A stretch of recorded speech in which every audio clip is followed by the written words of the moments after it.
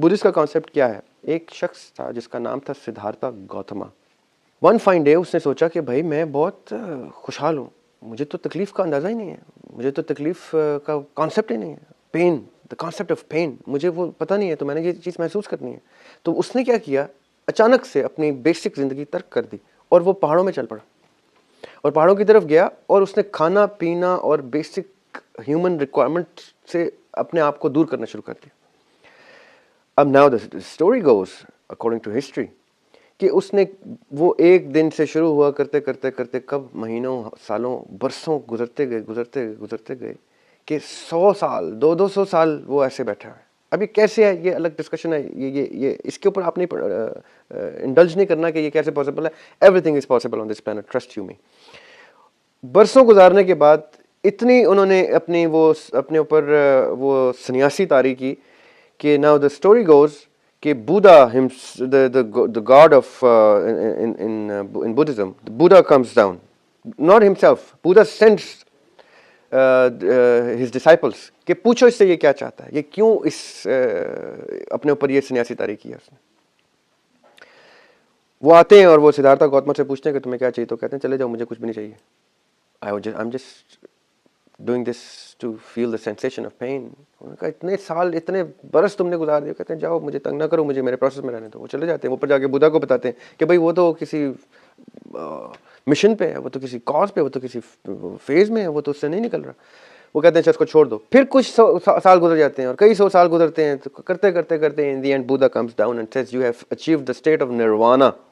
یہ ورڈ آپ نے سنا ہوگا, نروانا. نروانا اس اسٹیٹ آف مائنڈ کو کہتے ہیں جہاں پہ آپ بیسک ہیومن چیزوں کو ڈیفائی کر دیتے ہیں, ٹائم کو ڈیفائی کر, آپ انفینٹ ہو جاتے ہیں. آئنسٹائن نے بھی یہ کہا ہے کہ E is equal to mc². اب آپ نے ریلیٹ کرنا ہے کہ E is equal to mc² کا اس سے کیا تعلق ہے, کہ جب matter moves with the speed of light it becomes infinite. اب وہ چلوں میں کیا کرتے ہیں جو بزرگان ہیں, وہ چلوں میں اپنی باڈی کنیٹکس کو اس لیول پہ لے کے آتے ہیں, اپنی باڈی کنیٹکس کو کسی بھی چلے کے تھرو اس طرح سے موو کرتے ہیں کہ ان کی باڈی کنیٹکس ہیومنوئڈ سائنس کو ڈیفائی کر دیتی ہے, اور وہ انفینٹ ٹائم لیس ہو جاتی ہے. Infinite is not the right term, timeless ہو جاتی ہے, یعنی ان کے اوپر وقت کی قید نہیں رہتی, وہ ایج نہیں ہوتے, ان کے اوپر وقت ہی نہیں بیتتا, وہ اس طرح سے اس سینس میں انفینٹ ہو جاتے ہیں کہ وہ فائنائٹ زون سے باہر نکل جاتے ہیں. اسی طرح سدھارتھا گوتما نے یہ اچیو کیا. Buddha comes down, Buddha says you have acquired nirvana. اب یہ چوتھا میں نے آپ کو کانسیپٹ دیا کہ بدھزم, ایرسٹوٹل, ہندوازم اینڈ اسلام, یہ کہاں چاروں ایک جگہ پہ کامن ہو جاتے ہیں. کس چیز میں, کہ انسان اپنی ہیومن لائف میں ٹائم کے اندر رہتے ہوئے ٹائم سے ایگزٹ لے کے کس طرح سے ٹائم ٹریول کر کے واپس آ سکتا ہے اور آتا ہے. جویریہ افغان, ان کا ایک کوشچن ہے کہ اسپریچول اویکننگ کیا ہوتی ہے عالم اسباب میں رہتے ہوئے, اور وہ ایٹرنل لائف دنیا میں رہتے ہوئے ہم کس طرح سے سوئچ کر کے کس طرح سے موو ہوتے ہیں. اس میں کافی سارے لوگوں کے کوشچن اسی کوشچن میں ایڈریس ہو رہے ہیں. سلمان بلوچ کا کوشچن بھی اسی میں ایڈریس ہو گیا. اب زویا نے کہا کہ زمان و مکان کی قید سے کیسے آزاد ہو سکتے ہیں ہم دنیا میں رہتے ہوئے, وہ بھی یہی کوشچن ہے, اور اسی کا آنسر ہے کہ دیر آر ملٹیپل ویز کہ جس میں آپ اپنے آپ کو ٹائم لیس کر دیتے ہیں, ٹائم باؤنڈ سے باہر آ جاتے ہیں. It's not an easy thing to do, but it is a very practically possible thing to do. For those who have read history, historic references, you would realize, you would see that it has been done. The Prophet sallallahu alaihi wasallam proved it by means of Miraj کہ یہ ہمارا دین تک کہتا ہے کہ possible ہے. کس کس کے لیے پاسبل ہے, کیسے کیسے پاسبل ہے, کون کون کرتا ہے, یہ اب ڈفرینٹ ڈسکشن ہے, لیکن انہوں نے یہ کر کے دکھایا یہ پاسبل ہے. آقا علیہ السلام کی حدیث بھی ہے یہ کہ نماز مومن کی معراج ہے. معراج انہوں نے, I mean the word used is معراج. کئی لوگ نماز کے تھرو ٹائم لیس ہو جاتے ہیں, کہاں سے کہاں ہو کے آ جاتے ہیں. اچھا, پھر نیکسٹ کوشچن ہے نصر صاحب کا. مسٹر نصر, برزخ اس دنیا میں ہے یا کسی اور ڈائمینشن میں؟ دیکھیں, اس دنیا میں ہے یا, یہ کوشچن گرامیٹیکلی غلط ہے. برزخ اسپیس میں نہیں ہے. برزخ cannot be found in on the plane of space. in the dimension of space. Barzakh is found in the dimension of time. Barzakh एक टाइम की स्ट्रिप के ऊपर नाम की चीज़ का नाम है. जैसे अरवा एक टाइम बेस्ड डायमेंशन है. अरवा हम में मौजूद हैं, अरवा हर जगह मौजूद हैं, लेकिन उनका वक्त, वो किस वक्त डायमेंशन शिफ्ट करके दुनिया में आ जाती हैं, या किस वक्त हमारी वही अरवा डायमेंशन शिफ्ट करके दुनिया से एग्जिट कर जाती हैं, वो वक्त की बेस के ऊपर बरज़ख भी वक्त की डायमेंशन में एग्जिस्ट करता है.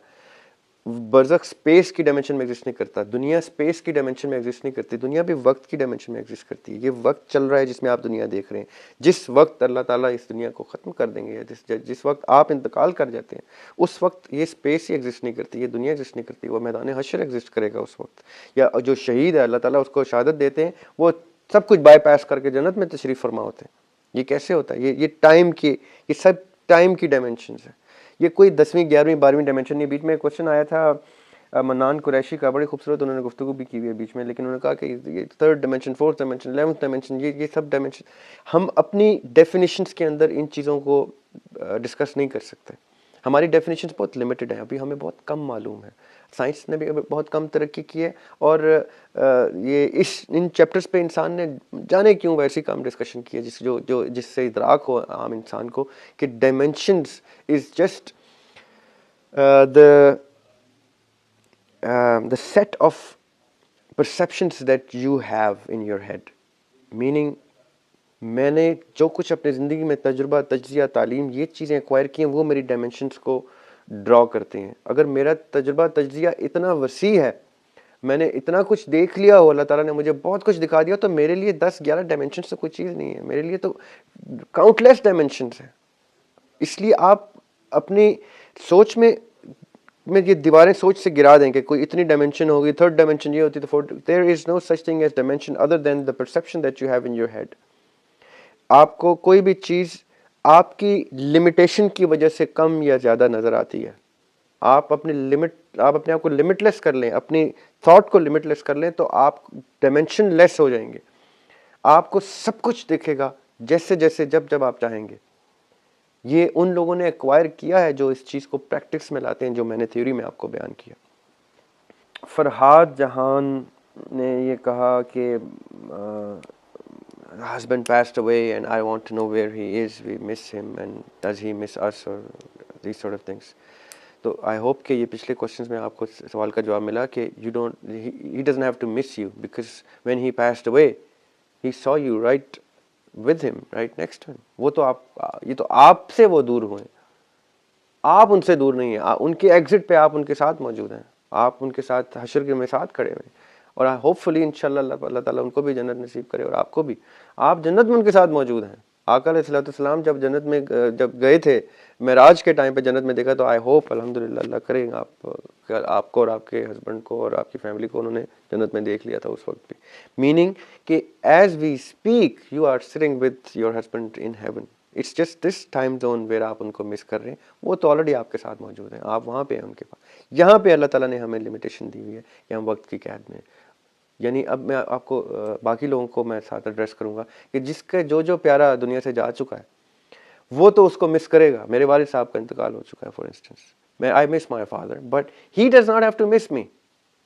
वो जब एग्जिट किए थे मैं उनको वहाँ पे मिल गया था. मैं और मेरे बच्चों के बच्चे जनरेशन सारी वहाँ पे ऑलरेडी मौजूद थी. वो इस टाइम की कैद से निकले तो ये सारे के सारे लोग वहाँ मौजूद थे. टाइम के अंदर रहते हुए हमने ये पेन फील करना है कि हम किसी अपने प्यारे के जानने के बाद उसको मिस करें. निकलने के बाद आप उन तमाम तकलीफ से मुबर रहे हैं.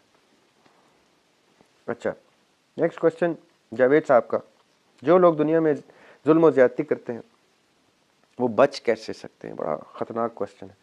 फिर उन्होंने एक और सवाल पूछा, जिनको अल्लाह ताला वैसे ही माफ़ कर देते हैं वो कैसे लोग हैं, और वो कैसी अदा है जिसको देखकर अल्लाह ताला वैसे ही सब कुछ माफ़ कर देते हैं. ये खूबसूरत सवाल हैं तीनों. पहली बात, जुल्म और ज्यादती माफ़ करना या सज़ा देना ये सिर्फ़ और सिर्फ अल्लाह ताला का प्रोरोगेटिव है कि वो किसको माफ़ करेंगे किसको नहीं माफ़ करेंगे. लेकिन आपने ये मुकद्दर पे इंसान का इख्तियार वाली वीडियो भी आपने भी देखनी है, क्योंकि उसमें सवाल ये पूछा गया था कि अगर कोई शख्स किसी को कत्ल कर देता है तो वो तो कहता है कि भाई ये तो मेरे मुकद्दर में लिखा हुआ था, मेरी तकदीर में लिखा हुआ था, तो मेरे तो हाथ से कत्ल कराया गया. तो जो ज़्यादती, जो जुल्म आप مین ٹو مین کریں گے کہ جو زیادتی جو ڈفرینسز ہمارے مین ٹو مین ہیں یعنی حقوق العباد سے تعلق رکھتے ہیں، اللہ تعالیٰ وہ حقوق العباد کی معافیاں انسان تک ہی محدود رکھتے ہیں۔ مثال کے طور پہ میں نے کسی شخص کے ساتھ زیادتی کی ہے اور میری موت ہو چکی ہے، میں نے اس سے معافی نہیں مانگی ہے، مجھے اس کی دنیا میں سزا نہیں ملی ہے، تو وہ شخص مجھے اللہ تعالیٰ کے کٹہرے میں، اللہ تعالیٰ کی عدالت میں مجھے کٹہرے میں کھڑا کر دے گا کہ یا اللہ اس نے میرے ساتھ زیادتی کی تھی۔ سو ادھر that person can forgive me or I can forgive that person or I get punished. اللہ تعالیٰ حقوق اللہ معاف کریں گے، حقوق اللہ معاف کریں گے، معاف کر سکتے ہیں، یعنی انہوں نے اپنے آپ کو اس تک لمٹ کیا ہے اس طرح سے کہ یہ میں معاف کر دوں گا، حقوق العباد میں معاف نہیں کروں گا۔ کیوں؟ کیونکہ حقوق العباد عباد معاف کریں گے آپس میں، یا عباد نہیں معاف کریں گے، اور اس وقت اگر آپ انتقال پذیر ہو جاتے ہیں اور اوپر جا کے آپ ادھر معافی مانگتے ہیں تو ضروری نہیں ہے کہ وہ شخص وہاں پہ آپ کو معاف کرے، وہاں پہ وہ آپ کی نیکیاں کھینچے گا، وہاں پہ آپ کو جنت میں جانے سے روک لیا جائے گا۔ وہ کہیں گے اس کی کتنی نیکیاں جو جنت میں جا رہی ہے، اس نے تو فلاں شخص کے ساتھ یہ زیادتی کی تھی، تو وہ فلاں شخص آگے کہے گا کہ ہاں مجھے تو جنت میں جانا ہے، اس ٹائم تو جنت میں جانے کی لڑائی ہو رہی ہوگی، تو کہیں گے مجھے جنت میں جانے کے لیے کتنی نیکیاں چاہیے، کہ جی فلاں اتنی نیکیاں چاہیے، تو جی اس شخص نے میرے ساتھ زیادتی کی تھی، اس کے حصے کی نیکیاں آپ کے اعمال میں ڈال کے آپ کو جنت میں ڈال دیجیے گا، اور وہ جنت میں جاتا جاتا ایگزٹ کر جائے گا۔ یہ بھی ایک چیپٹر ہے، آپ نے ضرور وہ ویڈیو دیکھیے گا حقوق العباد والی، اس میں ہم نے چیپٹر ایڈریس کیا ہے۔ تو کوئی شخص بھی اتنے آرام سے بچت نہیں ہو سکتی اس کی۔ جو ادائیں یا جو باتیں اللہ تعالیٰ، آپ نے کوشچن کیا ہے دوسرا کہ ایسی کون سی ادا ہے، تو اللہ تعالیٰ کے نبی پاک صلی اللہ علیہ وسلم نے بہت سی ایسی چیزیں بتائیں کہ جو اللہ تعالیٰ کو اتنی پسند ہے کہ اللہ تعالیٰ ان کو بخش دیتے ہیں۔ میں نے تو یہ بھی پڑھا تھا کہ مقبول حج کا ثواب کا صلہ جنت کے سوا کچھ نہیں، تو ایسا بھی ہے۔ شہادت ایسی ادا ہے جو اللہ تعالیٰ کو اتنی پسند ہے کہ اللہ تعالیٰ آپ کو معاف کر دیتے ہیں، یہ ایک ایسی ادا ہے۔ ماں باپ کی خدمت ایک ایسی ادا ہے جو اللہ تعالیٰ کو بہت پسند ہے، اور اس میں بیش بہا قصے ہیں کہ اللہ تعالیٰ نے ماں باپ کی خدمت کرنے والے کو کتنا عزیز سے ٹھہرایا کہ اس کو یہ ادا ایسی ہے کہ اللہ تعالیٰ کو بہت پسند ہے۔ اچھا جی، نیکسٹ کویسچن ہے، آئی ہوپ کہ یہ میں جو سوالوں کے جواب دے رہا ہوں آپ لوگوں کو ایڈریس بیچ میں امام ٹی وی انہوں نے سوال پوچھا ہے کہ how many books sir you read till now from your childhood? I don't know the count, مجھے یہ تو نہیں معلوم کہ کتنی کتب پڑھی ہیں، لیکن جتنی بھی پڑھی ہیں کم پڑھی ہیں۔ آئی وش آئی ہیڈ ریڈ مور، اس لیے میری کوشش ہوتی ہے کہ میں اور پڑھوں۔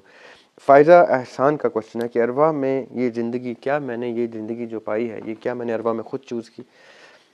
اور پھر انہوں نے کوشچن کو ایکسٹینڈ کیا کہ تو جن لوگوں کی زندگیوں میں کم تکالیف ہوتی ہیں یا زیادہ تکالیف ہوتی ہیں، کیا وہ بھی وہ خود مانگ کے لاتے ہیں؟ تو کیا اسی طرح استطاعت انسان کی ڈسکس ہوتی ہے کہ استطاعت سے زیادہ بوجھ میں نہیں ڈالتا، تو کیا استطاعت ہم نے وہاں چوز کی تھی؟ تو آپ کے تینوں سوالوں کا جواب ہے ہاں، یس، ہم ارواح میں آئی پرسنلی بلیو کہ میں تو نام بھی لے کے پیدا ہوا تھا کہ مجھے ذریعہ ہاشمی بنانا ہے آپ نے، یہ جو ذریعہ ہاشمی، یہ جو عدیم ہاشمی کے گھر میں مجھے تیسرے نمبر پہ بھیجیے گا۔